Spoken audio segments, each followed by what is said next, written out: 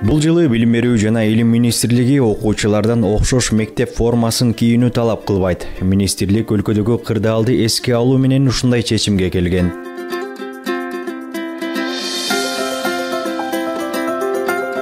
Калктын аялуу катмары үчүн ар кандай кайрымдуулук иштерди жасап келген Элим бар сыңбы коомдук кайрымдуулук фонду жыл сайын бул багытта каттоодо турган муктаж үй бүлөлөр үчүн мектеп формасын акысыз таратуу ишин жүргүзөт.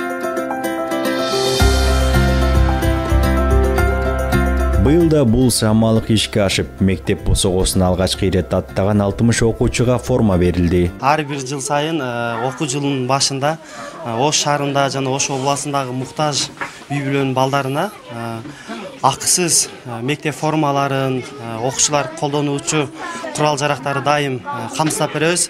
Былтыры 157 балага камсыздаган болсок, быйыл тилекке каршы 1-класстар гана мектепке барганына байланыштуу азыр 60 окуучуну толук формасы менен сумкалары жана окуучулар колдонуучу курал жарактарын даярдап, буюрса азыр даярдап берип атабыз. Мектеп формасынын катарында окуучулар үчүн окуу куралдары да керектүүлүгү жараша бөлүнүп берилет. Мындай жардамды фонддун демөөрчүлөрү жана Кара суу базарынын соодагерлери колдоого алган. Негизинен бул балдарыбыздын турмуш шарты оор, ата-энелери оор шартта жашаган үчүн ушулар өз каттообузга алганбыздагы жана райондордогу бизге катталган үй бүлөлөр бар, ошолор чакырып жалпысынан жалпы окуучулар карап атабыз. Бир балага орточо эсеп менен 3800–4000 сомдун тегерегинде каражат кетет.